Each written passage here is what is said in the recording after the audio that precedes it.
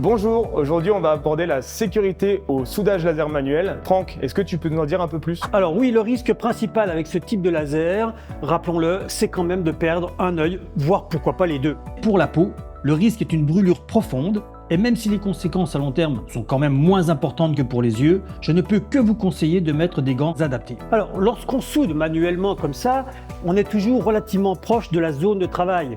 Environ 30 à 50 cm. Donc le risque ici, c'est de se prendre une réflexion du faisceau qui va frapper d'abord la matière et revenir dans nos yeux.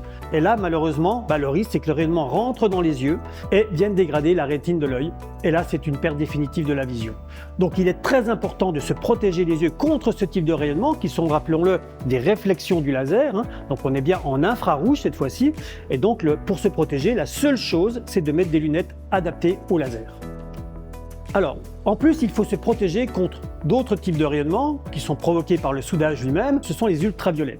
Les ultraviolets sont produits lorsqu'on crée le plasma et contrairement à ce que j'entends souvent, les rayonnements UV sont présents lorsqu'on soude au laser. Effectivement, il y a moins de lumière bleue, contrairement à un soudage à l'arc classique, ce qui donne une fausse bonne idée du danger, puisqu'en fait, on a moins de bleu, on se dit il y a moins de danger, mais les UV sont toujours présents. Il faut donc, en complément des lunettes laser, mettre un masque de protection qui va barrer les rayonnements ultraviolets et également protéger le haut du buste pour éviter que ces rayonnements frappent la peau. Ces rayonnements UV sont effectivement dangereux pour la peau. Alors le dernier risque que je voulais évoquer, il s'agit de toutes les particules et des fumées qui sont émises lorsqu'on soude. Sachant que le laser va dégrader encore plus violemment que du soudage à l'arc traditionnel, puisque les particules qu'on va créer sont beaucoup plus fines. Il y a moins de volume, mais elles sont plus fines. Donc il faut préparer une bonne ventilation, une bonne aspiration et surtout une bonne filtration derrière.